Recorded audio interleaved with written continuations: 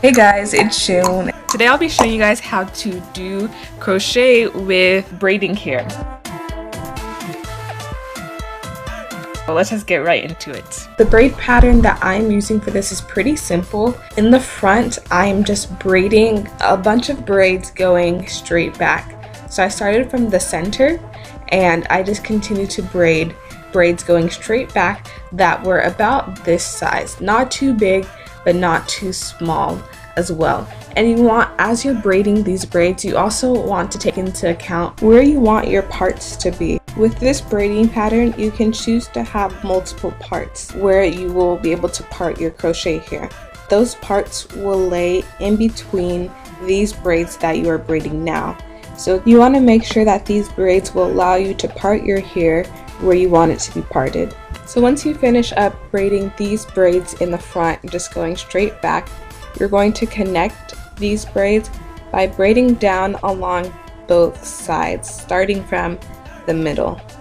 And then once I braided down like this right side, I just bobby pinned it in place and then braided down the left side going down.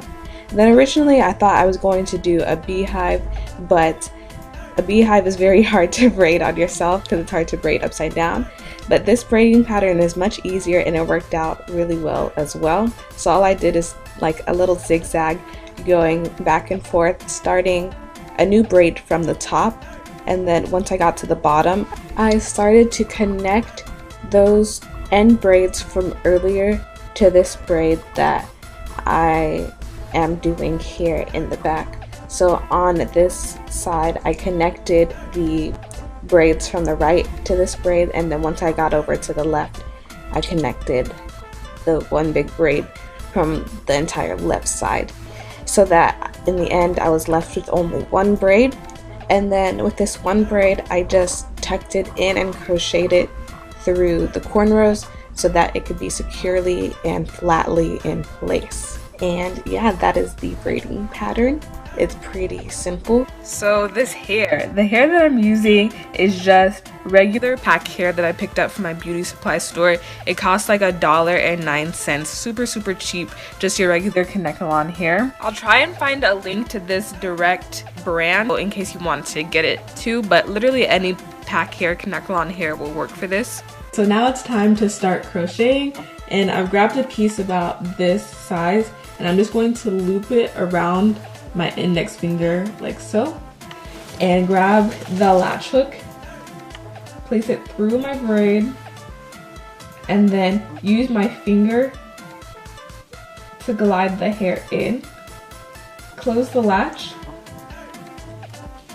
pull it through, open it up, again loop it around my finger, use my finger to glide it through, close it, and pull it through. No slipping, and that was just one knot. I think I'm going to go ahead and do all of these with just one knot. I'm continuing through the rest of my head using pieces this big, and these pieces are actually fairly large, so I am separating them, putting quite a bit of space in between them, which made this process super fast. Okay, I'm really excited because I can tell this is going to turn out really well. So now I'm about to do my invisible part method. So I'll have a part right here, and I'll also do it in the middle so I can wear it in the middle part as well. Doing the same thing of looping it around my finger. So once I go up from under, which is very important, you have to go from under where you want the part to be. I loop the hair strand in the same way, but now I'm only taking one piece of the hair, not all of it, just taking one half of the hair to latch and pull through, so that that other piece that's hanging there on the side can fall over the knot and cover up the knot. Once I flip that piece over, you won't be able to see the knot. And at the beginning, it's always going to be a little bit poofy, so I always use a bobby pin to pin it down as I'm going through my hair.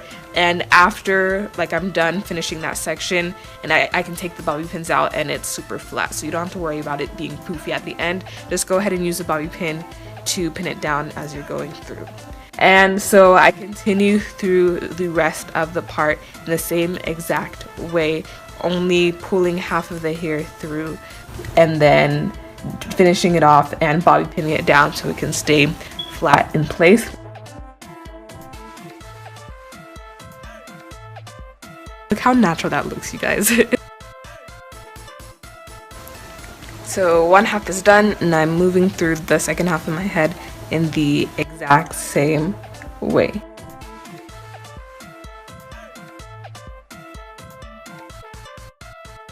I love using the invisible part method with hair like this because it always comes out really, really nice.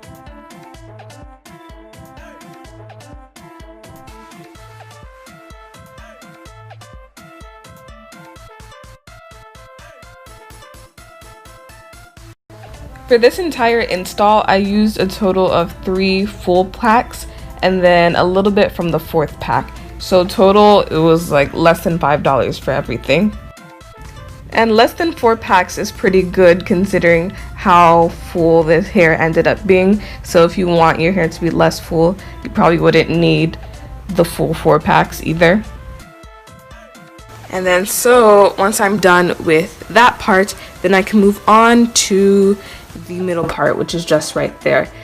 And I did this middle part the exact same way I did the side part.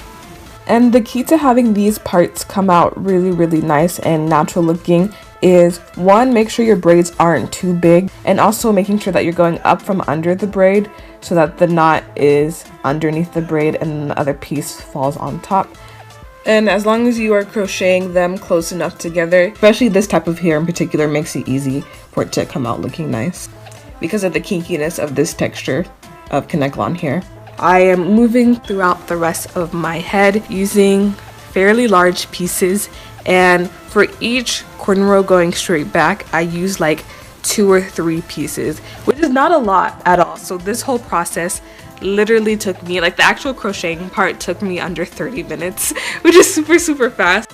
I was also using pieces this big because I'm going for the bigger kind of look. So that's why I'm using pieces this big. If you want a more subtle look at the end, use smaller pieces, but if you do use smaller pieces, you'll have to use slightly more to fill in those gaps. But since these pieces are big, they fill in the gaps pretty well themselves, so I didn't have to use too many pieces. And especially if you're using big pieces, you want to be very careful with not overdoing it. It's so easy to overdo it with crochet and your hair will end up being super, super poofy. And so I continue to crochet the rest of the back of my hair in the same way, the first way I showed you earlier, not using the invisible part method. And yeah, you guys get the gist. So whenever I was done, I was super, super excited. Like, this texture is so nice and it's so cheap. So I just cut a few layers here and there. If you want to go for a flatter look, you can blow this hair out. I've seen some videos of people blow drying it or straightening it. Here you can see me just smiling because I was really feeling this hair. I personally like the way this looks with this type of fullness, so I'm leaving mine like this as is. Super cheap, super affordable, super fast. This was honestly one of my favorite styles, and yeah, I hope you guys found this helpful, and I'll see you in the next one. And you guys can also find me on Instagram when I'm not here showing you guys my hairstyles. I'm on Instagram constantly updating that and doing minis, tutorials, and things like that, so definitely check that out if you're interested. And yeah, I'll see you in the next one.